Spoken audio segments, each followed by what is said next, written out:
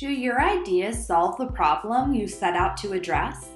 It's time to find out in the test stage.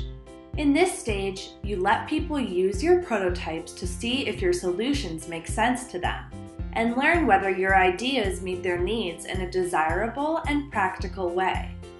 Testing might not go the way you expect, and that's okay, because you'll use what you learn to improve your designs.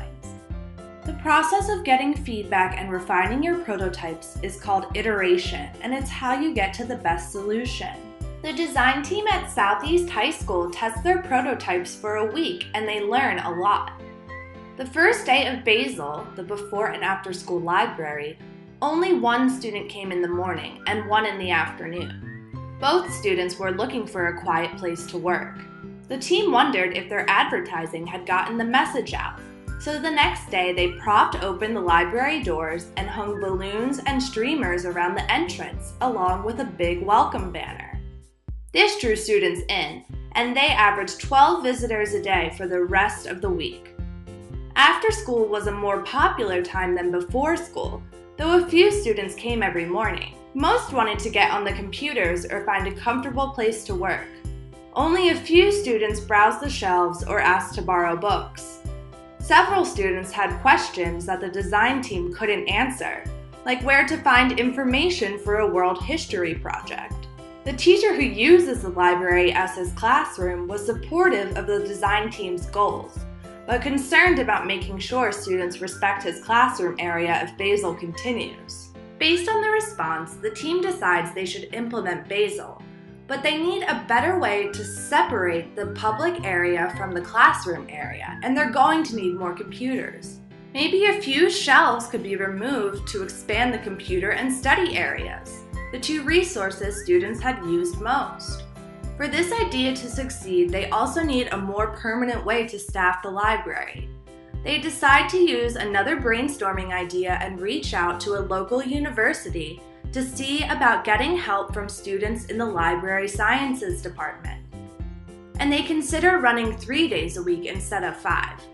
Running the library is a big job with a lot of potential problems, so the team plans to set up an advisory committee of students and staff to troubleshoot problems and make decisions based on identified needs.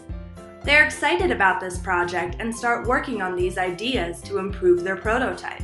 The design team set up the little free libraries after school on Friday, so they're ready for use first thing Monday morning. The colorful boxes quickly caught the attention of students, but by the end of the first day, all of the sports, music, and fashion magazines had been borrowed from the cafeteria and stairwell boxes, and the stairwell box had been knocked over. In contrast, the office box still had most of its material at the end of the week.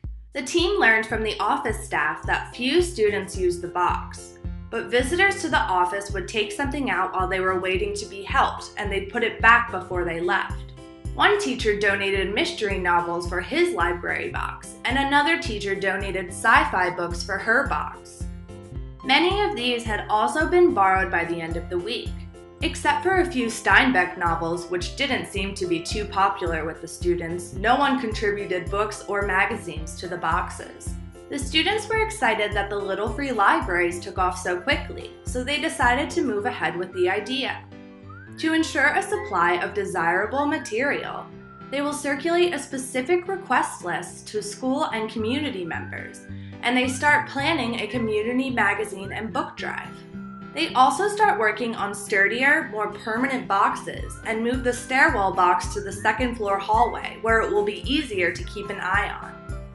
Finally, they discuss ways to encourage borrowers to return material in good condition so others can enjoy it.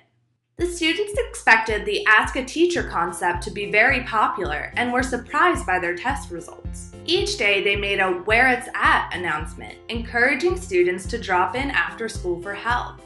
The only students who came in on the first day were ones who had class with the business education teacher. They mostly wanted to hang out, although 2 students asked for help with their essays for college applications.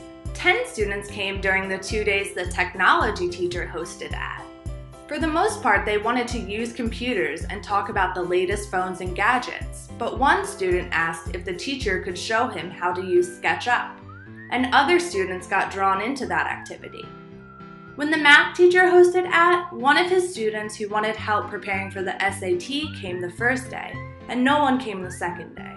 After testing, the students debriefed with the teachers and were surprised to learn that the teachers were uncertain of what to expect.